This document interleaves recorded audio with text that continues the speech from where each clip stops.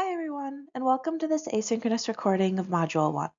My name is Olga Gagnon, and I'm a Clinical Quality Improvement Lead here at MyMind. By the end of this module, I'm hoping you'll have 4 key takeaways. First, we'll dive into how our new data measures are calculated, what their role is, and what the future holds for them. From then, you'll learn how to confidently navigate the data dashboard, understanding its transparency and security features. Then we'll cover how the data flows from your clinic to POs and to the data dashboard, as well as how we maintain quality every step of the way. And finally, we'll connect all of this back to what you do every day, patient care, by discussing quality improvement strategies and how these measures can support you. By talking about our quality measures. Here is a big step forward because we're beginning to collect clinical data. These measures are based on federally funded research and have been tested across many different health systems. Think of them as benchmarks that will guide us as we move forward toward future participation and performance metrics. Now, I know that starting something new can feel a little intimidating, but I want to reassure you that the MyMind Data team is here to help. We'll be working with you and our POs to ensure that you have the support that you need, whether it's troubleshooting or analyzing your data. The first 4 measures we're collecting this year are the suicide screening rate, the positive screening rate, the behavioral encounter assessment intent rate, also referred to as BEAR, and the suicide attempt rate. Just a heads up, we do plan on adding more measures over time to represent each part of the full MyMind care pathway, but you will receive a notification when that does occur. As you review these measures, please keep the MyMind care pathway in mind. These pathways are grounded in validated data and are designed to guide you through the screening and assessment process. For everyone in primary care, please take a look at these initial measures and what part of the care pathway they're currently assessing. You'll also find more detailed information on the partner portal or in the Year 2 Module 2 slide deck. Here's the care pathway for everyone in behavioral health, and you can also find details on the partner portal and in the Year 2 Module 2 slide deck. Here's a quick peek at some of the metrics we'll be considering for future implementation. Outpatient services, emergency and inpatient care, cost of healthcare utilization, comprehensive assessments, safety plan, lethal means, suicide death rate, model fidelity, ED and hospitalization follow-up, and many more measures to come. However, please don't feel overwhelmed by this list. As we introduce these new measures, we'll provide you with thorough education and guidance to help you understand each one and adapt your clinical practices to achieve meaningful improvements. Measure is the suicide screening rate. 3% of individuals make healthcare visits in the weeks and months leading up to a suicide death. Most of those visits occur in primary care, and only half of those people have a mental health diagnosis prior to death. In fact, response to PHQ-9, item number 9, is a strong predictor of suicide attempt and suicide death over the following 2 years. From a clinical perspective, this measure is critical because it shows us just how many patients we're reaching with our suicide risk screening. It gives us a clear view of whether we're catching everyone who needs to be screened and helps us find any gaps in our process that might be leaving patients at risk. By consistently screening those who are eligible, we're making sure that we don't miss any of the early signs of suicidal ideation. It's a simple yet powerful way to prevent potential crises before they escalate. For us as clinicians, it ensures that we're being thorough and offering the highest standard of care to every patient. They're calculated. We take a total number of completed screenings and divide it by the total number of eligible visits. We define a completed screening as a complete PHQ-9 item number 9 or CSSRS question number 1 filled out by a patient within 2 days before or after an eligible visit. We also define eligible visits as qualifying encounters between any provider within a qualifying specialty and patients who have had at least one encounter with an actively participating provider within the last 365 days. I know those new definitions might bring up some questions. Here are a few common ones that we've received. What is considered a complete PHQ-9 or CSSRS? A complete screener is when item number 9 of the PHQ-9 or question 1 of the CSSRS are answered. If both screenings are utilized within a single visit, then the screener with the score associated with the highest severity will be utilized. How are screenings filled out by patient being measured? At this time, only PHQ-9s and CSSRSs that are inputted into a structured format within the EHR, such as in flow sheets, can be measured. POs are encouraged to work with clinicians to update workflows where appropriate and to include the use of structured formats rather than only utilizing paper screening forms or free text notes. Why are screenings being measured 2 days before or after the visit? The responses to the PHQ-9 and CSSRS need to be able to be linked to a corresponding eligible visit and thus evaluation. Qualifying specialty. Those within addiction psychiatry, child psychiatry, clinical psychology, family medicine, forensic psychiatry, geriatric medicine, geriatric psychiatry, internal medicine, mental health counselors, OBGYNs, women's health, pediatrics, preventative medicine, psychiatry, and psychology are counted as a qualifying specialty. What is a qualifying encounter? These are in-person or telehealth visits directly with a provider in a behavioral health or primary care setting. What types of providers will be included? Those with credentialing as an MD, DO, PA, NP, LMSW, LPC, PhD, or PsyD. What does it mean for providers to be actively participating? Those providers within PGIP at a clinic enrolled at MyMind. This list is attested to by your PO leads prior to each measurement period. Attested providers will be considered active for the entirety of the measurement period. What patient population will be included? Those 18 years old or above who have had at least one visit or encounter with an actively participating provider within the last 365 days are included. To ensure that the data we collect truly reflects the great work that you're doing, there are a few important things to keep in mind. First, you'll want to adjust your workflows to ensure every patient is screened during every visit. Second, it's important to enter the data within 2 days of the visit so it remains current and actionable. Third, you can use your EHR system to set up reminders or prompts to ensure that screenings aren't missed. This is a team effort, so communication is key. Make sure everyone is engaged and clear on their role. And finally, review your data regularly and look for any inconsistencies or areas where you can improve, and then make adjustments as needed. Here is the positive screening. Individuals with a response of 1 on PHQ-9 item number 9 have a 2 times higher risk of suicide. Individuals with a response of 2 on the PHQ-9 item number 9 have a 4 times higher risk of suicide, and individuals with a response of 3 on the PHQ-9 item number 9 have an 8 times higher risk of suicide. Knowing how many of our patients are screening positive for suicide risk gives us valuable insight into the level of risk within our own patient population. It helps us not just understand the prevalence of suicide risk, but also tailor our interventions into where they're needed most. When we can see how this data can be broken down, we can better allocate resources and focus our attention where it will have the greatest impact. This measure helps us prioritize care and make informed decisions about the next steps in managing those at risk. So how is this measure calculated? We take the total number of positive screenings and divide it by the total number of completed screenings. A positive screening is defined as a completed screening that has a response to item number 9 of the PHQ-9 with a score of 2 or 3, or a response to question 1 of the CSSRS screener as a yes. The definition for completed screening remains the same as before. You might have some questions about this new definition. Here are a few common ones that we've received.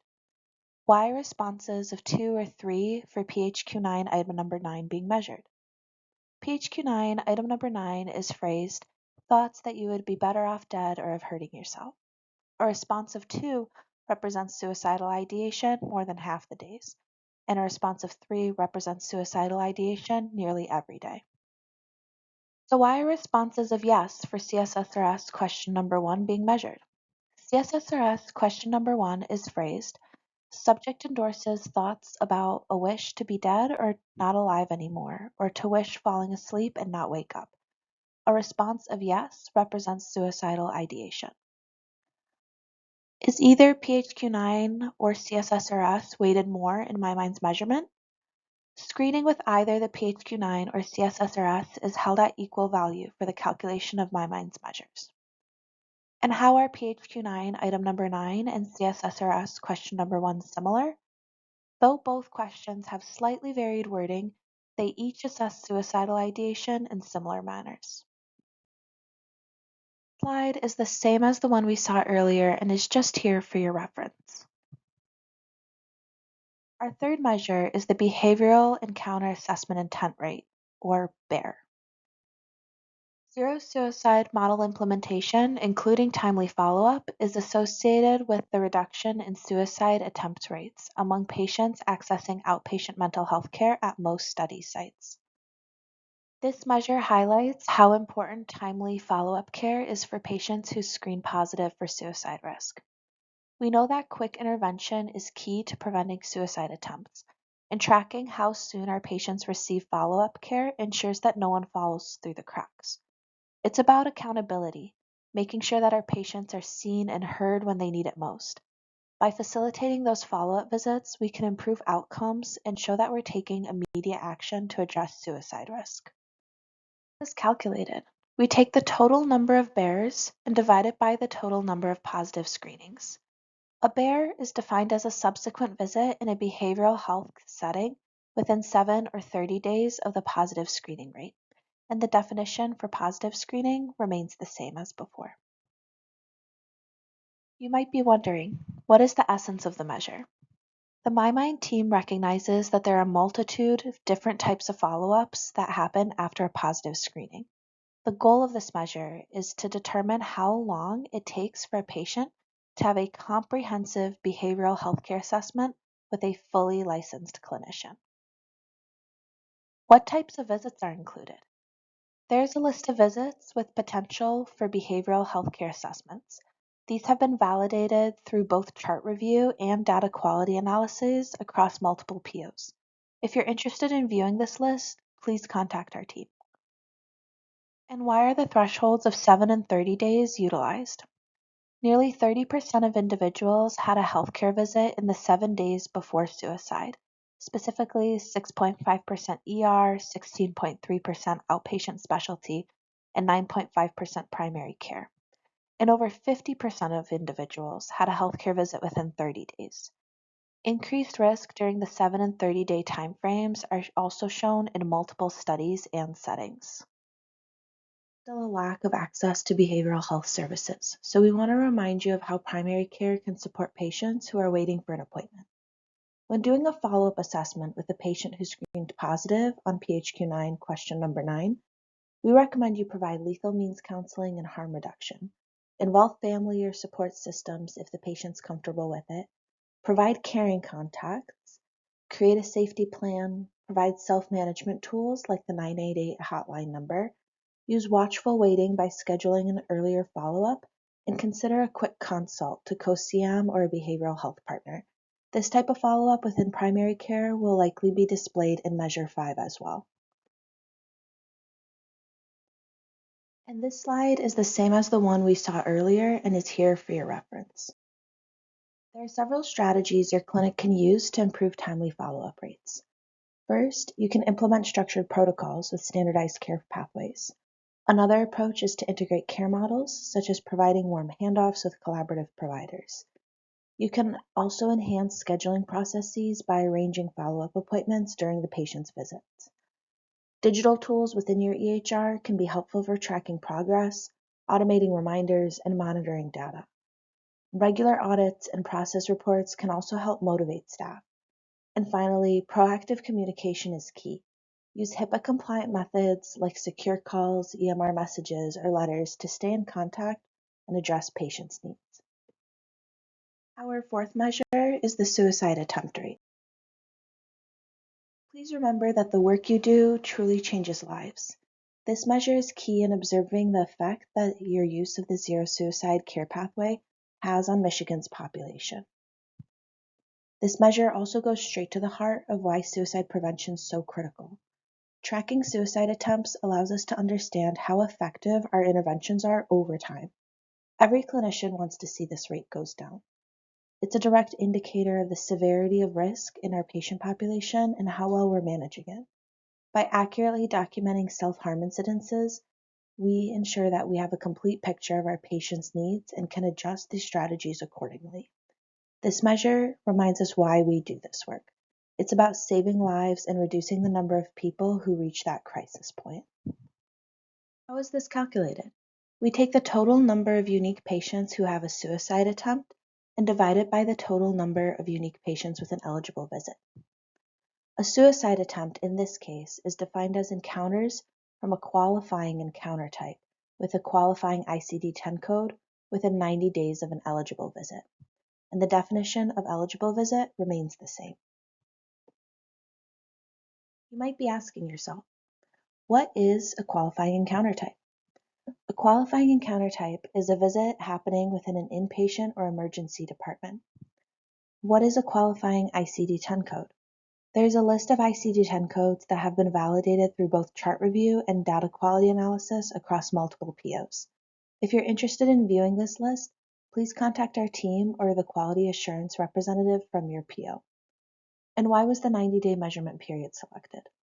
This is not just a regulatory time frame such as Joint Commission, but rather convention and reporting. The 90 days after an eligible visit demonstrate an increased risk as compared to longer timeframes, such as 180 or 365 days, for example. And this slide is the same as the one we saw earlier and is here for your reference. Now, let's take a look at how these measures are integrated into the data dashboard for visualization. Clinicians, your primary focus is providing quality patient care. Your PO will compile your data and send it to our trusted data partner. We then receive this data here at MyMind and provide secure cloud-based storage and develop it into a data dashboard for controlled presentation. You can then use the data from the dashboard to continuously improve your clinical practice. As a clinician, you'll be able to see clinic-based data for your clinics in your PO, as well as provider-based data for your own practice. Data from other POs and individual provider data from clinics other than yours will be visible only in anonymized format. This is to provide you with privacy and security during the initial rollout of the data dashboard, while still allowing you to benefit from understanding how other clinics are performing. In this table, you'll also see what information is accessible to your PO leadership, Blue Cross Blue Shield of Michigan, and the MyMind Coordinating Center. And please note that transparency and security features may change as the CQI evolves, and you'll be notified should any changes take place. Let's now take a look at a fully anonymized version of the data dashboard and walk through a few different scenarios. Let's launch the data dashboard. Each time you'll be greeted with this Terms of Use agreement. MyMind is committed to keeping medical information confidential. MyMind is allowing me to access PHI as an authorized user of the MyMind data dashboard, and I accept and agree to the following terms and conditions. Please read these carefully, and if you do agree, please click I agree to be prompted to enter the data dashboard. And this is the starting page of the data dashboard that provides you the view of the CQI as a whole. Here you'll see the number of practices by PO as well as what year they are in MyMind. You'll see the number of providers by PO and the number of providers by domain, so either primary care or behavioral health. There are a variety of tooltips at this dashboard, so if you hover over many of the demographics, you will see further information displayed, as well as definitions and navigation bars that provide you with further information. As you continue to scroll down this page, you can see the view of the CQI as a whole. So you see all of the patients that we've served, a gender breakdown based off their sex assigned at birth, a distribution of patient-identified race, distribution of ages, and the performance in the selected measures during the current evaluation period. Remember to hover over to get further reports and tooltips that can help you as you start to analyze your data. Once you scroll up, you can navigate to the next section. So this is the view on the suicide screening rate. The information is automatically preset to the current MyMind evaluation period, but you can use this date range to modify the specific period of time that you are looking for. There's also a variety of filters, such as filtering just primary care behavioral health data, the specific year of participation, a specific practice name, or a specific PO name. Here, this is where you'll start to see an anonymized view. So your PO and your practice will be highlighted in green. All other information will be anonymized as we have discussed in the module. This is a fully anonymized version, so where it says your PO and a different practice in your PO, it will have the specific names displayed.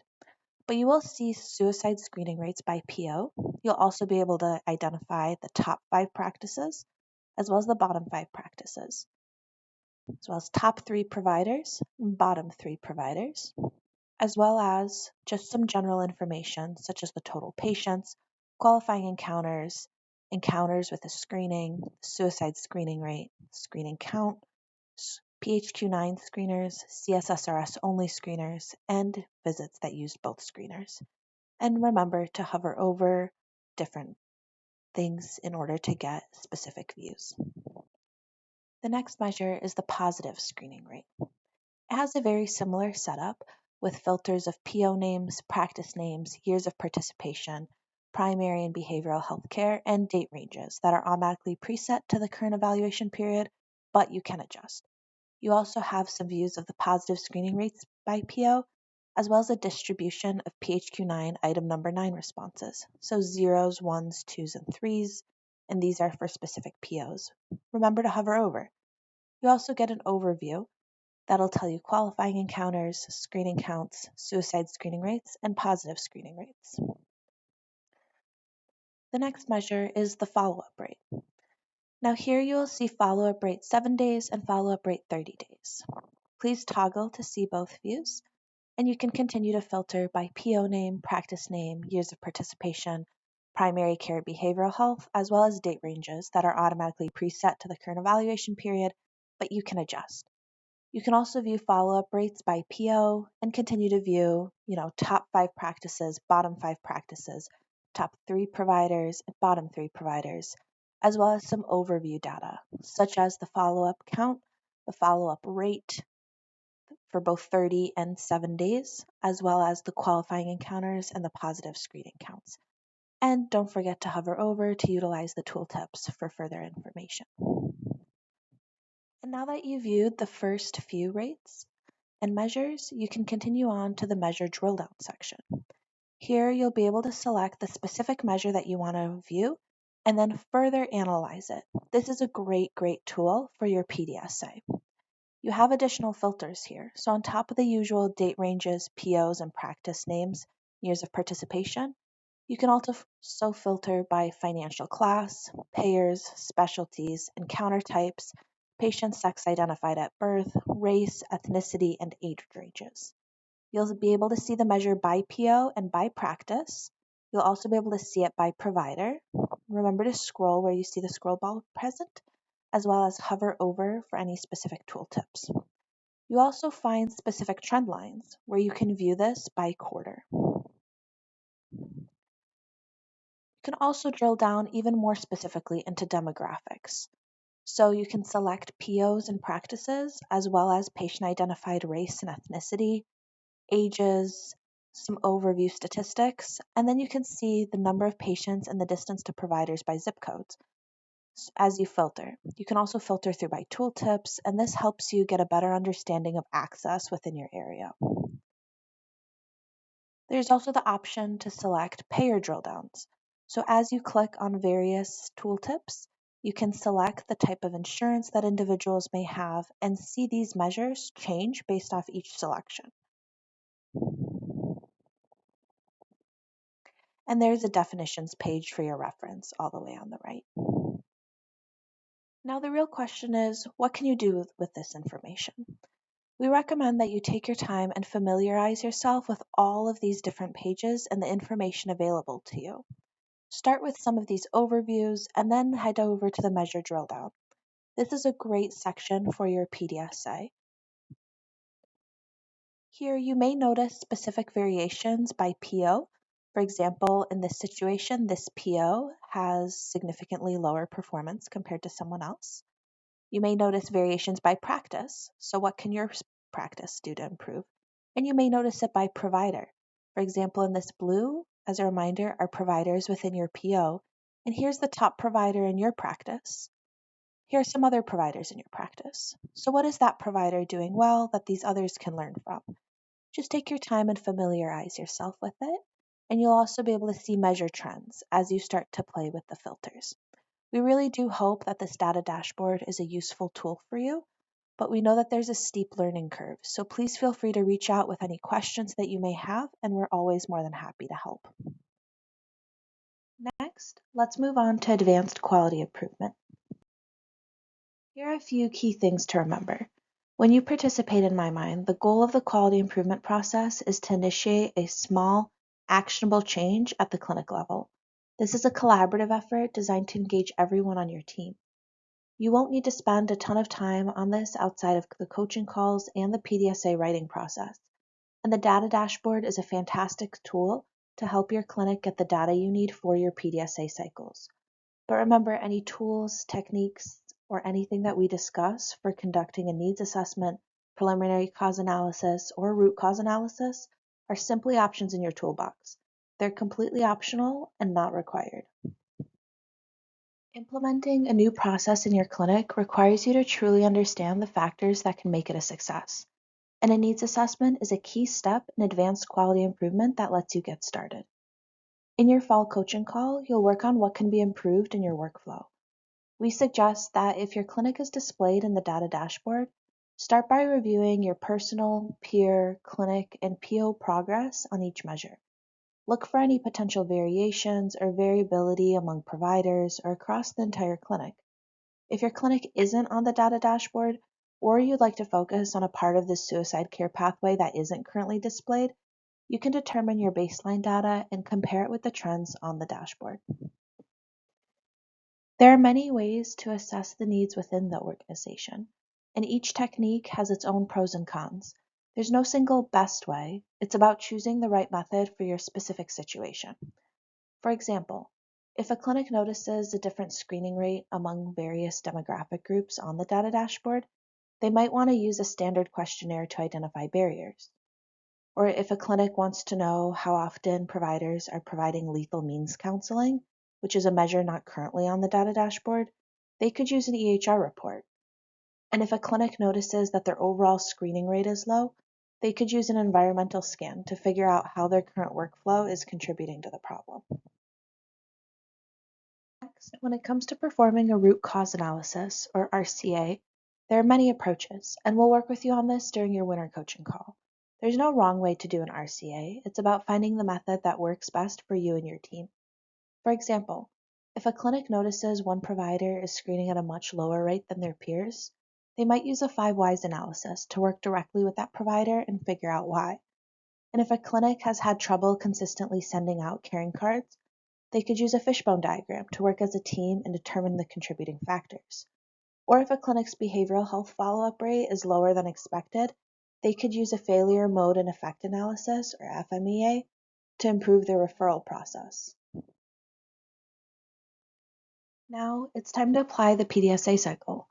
You're familiar with this from previous years, but let's quickly refresh and highlight what could potentially be new for you. The PDSA cycle, or Plan, Do, Study, Act cycle, is essential for quality improvement initiatives like implementing PHQ-9s in clinics. This iterative framework allows for systematic testing and refinement, which is perfect for the dynamic nature of healthcare settings. In the plan phase, you'll define your objectives and outline the changes you're going to make for the PHQ-9 implementation, or whatever topic you decide to choose. Then, in the do phase, you'll execute these changes on a small scale and test their feasibility and identify challenges. During the study phase, you'll systematically collect and analyze data to gauge the impact of your changes. This data-driven insight is crucial for understanding if what you're doing is effective. And finally, in the ACT phase, you'll adjust and optimize your strategy based on your findings to ensure continuous improvement. Using the PDSA cycle gives you a more informed and flexible approach, allowing you to adapt your strategies and successfully integrate PHQ-9 or your selected topic into clinic workflows. We'll discuss this more during your spring coaching call, and remember to use the PDSA rubric. That wraps up your first module. Congratulations! Please be sure to complete the quiz to get your asynchronous credit. By December 1st, please complete your annual Care Pathway survey on the partner portal. Be sure to schedule your 20-minute fall coaching call for September or October, your 20-minute winter coaching call for November, December, January, and your 20-minute spring coaching call for February or March. By May 1st, please complete your PDSA on the partner portal, and we'll be announcing the locations, dates, times for our regional meetings soon, so please be sure that you attend one of them.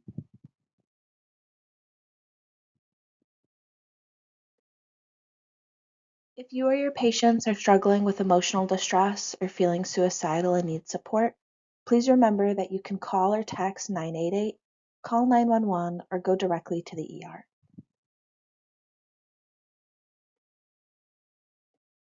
Thank you all so much for your time today. If you have any questions, our email is on the screen, so please don't hesitate to reach out.